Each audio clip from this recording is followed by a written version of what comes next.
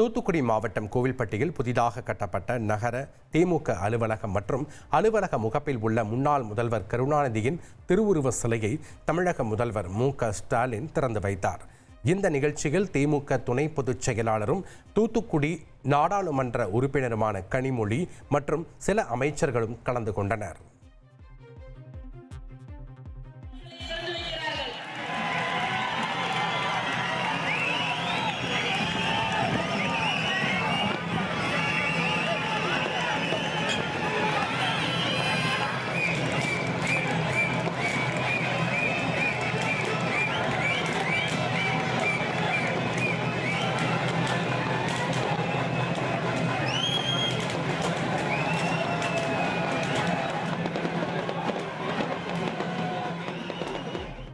ஒரு கோடியே 24 லட்சம் மனங்களை வென்ற தந்தி டிவி யூடியூப் சேனல். தவிர்க்க முடியாத தம்ப்நெயில்ஸ், கலக்கலான கான்டென்ட்ஸ். நீங்களும் இந்த குடும்பத்தில் இணைய இப்பவே சப்ஸ்கிரைப் பண்ணுங்க. அசுரபலம் கொண்ட எங்கள் டிஜிட்டல் கரங்களில் உங்கள் விளம்பரங்களை சேர்க்க வாட்ஸ்அப் பண்ணுங்க.